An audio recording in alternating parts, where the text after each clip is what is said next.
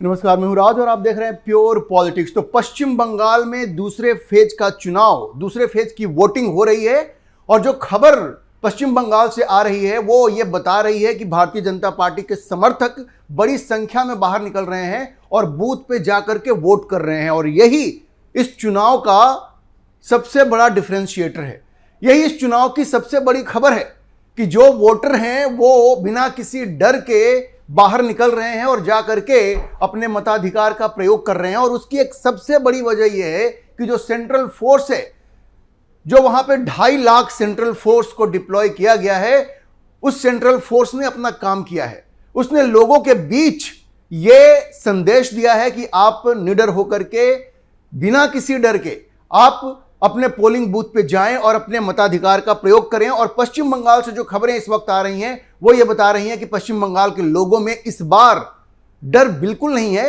पिछली बार 2021 में चुनाव के दौरान और चुनाव के बाद जो घटनाएं वहां हुई थी, जिस तरह से भारतीय जनता पार्टी के समर्थकों को या उन समर्थकों को जिन्होंने ममता बनर्जी को वोट नहीं दिया, जिनमें लेफ्ट फ्रंट के भी समर्थक थे, उनके साथ जिस तरह का सुलूक ममता बनर्जी की सरकार ने किया, ममता बनर्जी की पुलिस ने किया, उसके बाद लोगों के मन में यह काफी डर बैठ गया था। और इस पूरे चुनाव में सबसे बड़ा मुद्दा यही था कि क्या ममता के खिलाफ जो वोटर हैं वो अपने घर से निकलेंगे और जाकर के पोलिंग बूथ पे अपने मताधिकार का प्रयोग करेंगे। यह सबसे बड़ा सवाल था।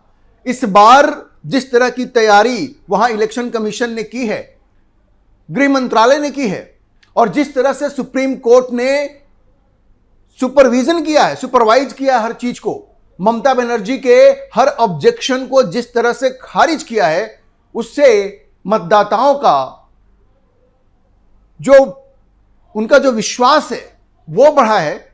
उनके अंदर अपने मताधिकार का प्रयोग करने की जो उनकी इच्छा थी वो प्रबल हुई है और बिना किसी डर के वो बाहर आकर के वोट कर रहे हैं। पश्चिम बंगाल से इस वक्त की ये सबसे बड़ी खबर है।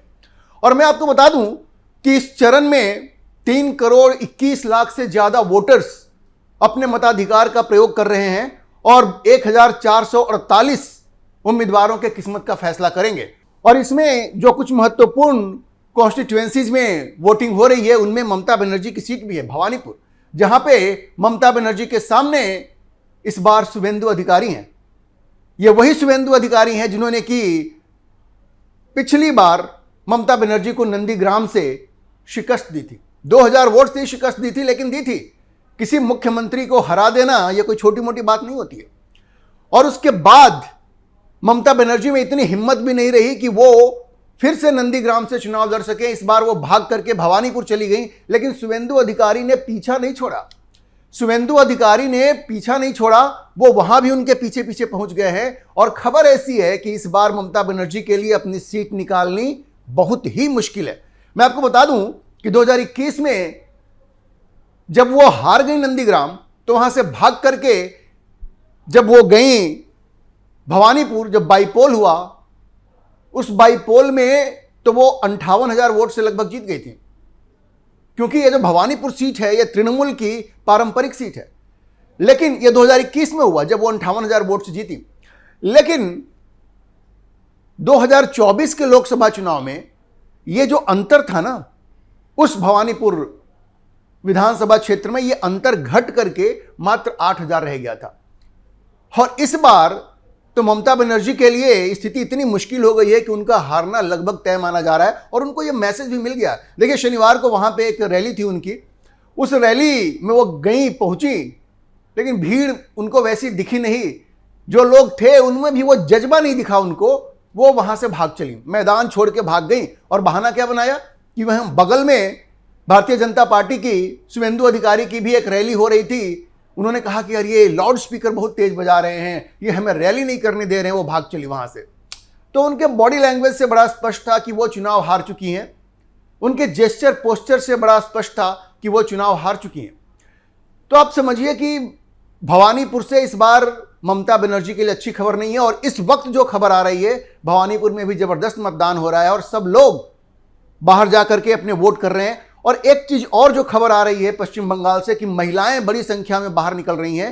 और देखिए, हाल के दिनों में आपने देखा होगा कि हिंदुस्तान के चाहे किसी भी इलाके में मतदान हो, ये जो महिला फैक्टर है ये बड़ा इंपॉर्टेंट हो गया है। महिलाएं बड़ी संख्या में बाहर निकल रही हैं और अपने मताधिकार का प्रयोग कर रही हैं। और बंगाल में भी इस बार महिलाओं ने मन बनाया हुआ है कि ममता बनर्जी को वहां से भगाई देना है। उसकी वजह क्या है? देखिए, आरजी कार हॉस्पिटल में जिस तरह से उस महिला डॉक्टर के साथ बलात्कार हुआ और उसके बाद उसकी हत्या हुई, और उसके बाद सरकार के एक मंत्री ने कहा कि भाई बलात्कार से बचना है तो शाम को घर आ जाया करो। इसकी बड़ी ही निगेटिव, नकारात्मक प्रतिक्रिया वहां पे हुई है और महिलाओं ने इस बार ठाना हुआ है कि ममता बनर्जी को इस बार तो सबक सिखाना है। यह तो कोई बात नहीं हुई कि शाम को घर से बाहर निकलोगे तो तुम्हारा बलात्कार हो सकता है, तुम्हारी हत्या हो सकती है। तो इस बार बंगाल की महिलाओं ने यह ठाना हुआ है कि उनको सबक सिखाना है। अच्छा देखिए, तृणमूल कांग्रेस को ये जो सेंट्रल फोर्स हैं जिनको वहां पे डिप्लॉय किया गया है उनसे तो परेशानी है ही। ये जो ऑब्जर्वर्स गए हैं दूसरे राज्यों से और उनमें जो लोग अपनी ड्यूटी ईमानदारी से कर रहे हैं उनसे भी परेशानी है। अब देखिए, उत्तर प्रदेश से एक आईपीएस ऑफिसर बंगाल गए हैं ऑब्जर्वर बनके, नाम है उनका अजय पाल शर्मा। अब उन्होंने तृणमूल कांग्रेस के एक कैंडिडेट जहांगीर खान, जिनके बारे में शिकायत आ रही थी कि वो मतदाताओं को डराने धमकाने का काम कर रहे हैं, वो उनके घर पे जाते हैं और ये वार्निंग देते हैं कि भाई आप कुछ गलत काम नहीं करोगे, आपके बारे में बहुत सारी शिकायतें आ रही हैं। देखिए, वो वीडियो भी आप सोशल मीडिया पर देख सकते हैं। उस आईपीएस ऑफिसर ने कुछ भी गलत नहीं कहा। जहांगीर खान के बारे में जो शिकायत मिली उसके बारे में जाकर के उनको चेताया कि भाई आप ऐसा ना करें, अगर आप ऐसा करेंगे तो आपको सजा मिलेगी, इसमें कुछ भी गलत नहीं था। लेकिन ये बात तृणमूल कांग्रेस के नेताओं को, सांसदों को बिल्कुल चुभ गई है। अब तृणमूल कांग्रेस उनको ये धमकी दे रही है। देखिए, एक आईपीएस ऑफिसर को जो अपनी ड्यूटी निभा रहा है, उनको धमकी दे रहा है कि 4 मई के बाद हम तुम्हारा हिसाब करेंगे, तुम्हारे ऊपर केस होगा और तुम्हें खींच करके हम कोर्ट में ले आएंगे। भाई वो आईपीएस ऑफिसर है, उसने भी संविधान की शपथ ली है। और आपके ये जो छुटभैये नेता हैं, ये छुटभैये नेता तो कोई भी बन सकता है, हर कोई आईपीएस ऑफिसर नहीं बन सकता। वो संविधान की शपथ उसने ली है और उसको जो जिम्मेवारी दी गई है वो उसको पूरी कर रहा है। उसके लिए आप उसको धमका रहे हैं। अगर उसने कोई गलत बात कही होती तो आप कह सकते थे, लेकिन वो तो ये कह रहा है कि भाई तुम्हारे खिलाफ शिकायत है, बस बाज आ जाओ और इस तरह की धमकियां वोटरों को मत दिया करो। इसमें क्या गलत है भाई? लेकिन न सिर्फ इस आईपीएस ऑफिसर को तृणमूल के नेताओं ने धमकाने का काम किया है, बल्कि उनकी जो सांसद हैं महुआ मोइत्रा, जो बड़बोली तो हैं ही, उनके खुद के ऊपर इतने सारे आरोप हैं। उनके ऊपर ही आरोप था ना कि पार्लियामेंट में उनका जो लॉगिन और पासवर्ड था वो उन्होंने किसी बिजनेस टाइकून को दे दिया था। सोचिए कितना बड़ा अपराध था ये। और इसकी वजह से उनको संसद से बाहर निकाला गया, संसद से धक्के मार के उनको बाहर निकाल दिया गया। लेकिन महुआ मोइत्रा आज तक वो सुधरी नहीं है, इस तरह की बात करती हैं। उन्होंने ये फेयर एंड लवली बॉय उसको कह दिया, उस आईपीएस ऑफिसर को, और एक वीडियो भी शेयर कर दिया जिसमें ये कहा जा रहा है कि वो जो आईपीएस ऑफिसर है वो किसी महिला के साथ डांस कर रहा है। अच्छा, अगर वो डांस कर भी रहा है तो इसमें क्या गलत है भाई? अगर कोई आईपीएस ऑफिसर है तो क्या वो डांस नहीं कर सकता? क्या महिलाओं से उसके संबंध नहीं हो सकते? इसमें एक्यूजेशन क्या है, आरोप क्या है? हालांकि वो जो वीडियो है वो बिल्कुल प्रमाणिक है कि नहीं है इसकी कोई जानकारी नहीं है। कुछ खबर सोशल मीडिया पे ऐसी भी है, कुछ पत्रकारों ने कहा कि नहीं ये वीडियो गलत है, इसमें जो व्यक्ति दिख रहा है वो आईपीएस ऑफिसर नहीं है, कोई और है और शायद इसकी जांच भी हुई है। हालांकि अभी आधिकारिक तौर पे कोई ऐसी खबर पुष्ट नहीं हुई है और वीडियो के बारे में बहुत जानकारी नहीं है, लेकिन यह व्यक्तिगत हमला है, यह पर्सनल अटैक है जो तृणमूल कांग्रेस और महुआ मोइत्रा ने उस आईपीएस ऑफिसर के ऊपर किया। लेकिन इन लोगों को यह समझना चाहिए कि इस बार केंद्र सरकार, इलेक्शन कमीशन, सुप्रीम कोर्ट सबने मन बनाया हुआ है कि इस तरह की धमकियों का असर चुनाव पे पड़ने नहीं दिया जाएगा। और आज जो चुनाव हो रहा है और आज जो रिपोर्ट्स आ रही हैं वो बता रही हैं कि तृणमूल की लाख कोशिशों के बावजूद लोग खुल करके वोटिंग कर रहे हैं। अच्छा देखिए, महुआ मोइत्रा तो महुआ मोइत्रा, ये समाजवादी पार्टी के जो चीफ हैं अखिलेश यादव, वो चूंकि ऑफिसर उत्तर प्रदेश का है, प्रयागराज का है, उन्होंने उसको बीजेपी का टेस्टेड एजेंट कह दिया कि तो बीजेपी का टेस्टेड एजेंट है। मतलब ये क्या है भाई? आप किसी आईपीएस ऑफिसर को डीमोरलाइज कर रहे हैं। अखिलेश यादव, क्या आपको यह शोभा देता है?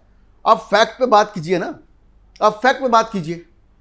ये वही अखिलेश यादव हैं जो ये कहते हैं कि पुलिस अधिकारियों को दबा करके रखा जा रहा है, उन पे दबिश बनाई जा रही है योगी के राज में, और खुद ही अधिकारियों को धमकाने का काम कर रहे हैं।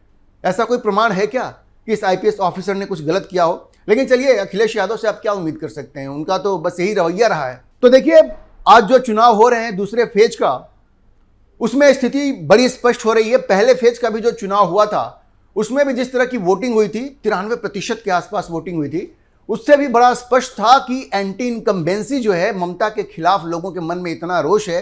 15 साल के ममता के शासनकाल से लोग ऊब गए हैं और इस बार सत्ता परिवर्तन चाहते हैं, और इसलिए बड़ी संख्या में उन्होंने बाहर आकर के वोटिंग की। देखिए, फैसला तो पहले फेज में ही हो गया था कि ममता बनर्जी जा रही हैं। उन्होंने बोरिया बिस्तर अपना बांध लिया है, पैकिंग शुरू कर दी है उन्होंने, ये उनको भी मालूम है।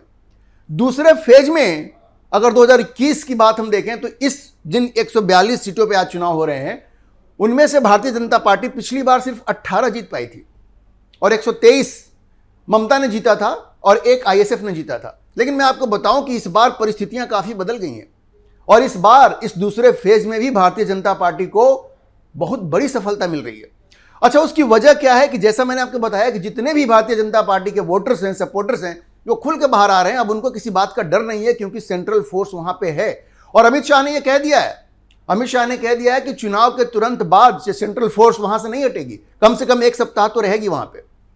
तो किसी को डरने की जरूरत नहीं है। और देखिए, जब इस तरह का आश्वासन मिलता है ना, तो वोटरों में एक साहस आता है, वो बाहर निकलते हैं, अपना वोट जो है वो देते हैं, अपने मताधिकार का प्रयोग करते हैं। और दूसरी चीज, महिलाएं बड़ी संख्या में बाहर आ रही हैं और वोट कर रही हैं, क्योंकि आरजी कार हॉस्पिटल की महिला डॉक्टर की जिस तरह से बलात्कार और हत्या हुई थी, उसको वो भूली नहीं है। और ध्यान रखिए कि उस महिला डॉक्टर की माताजी को भारतीय जनता पार्टी ने इस बार टिकट दिया है।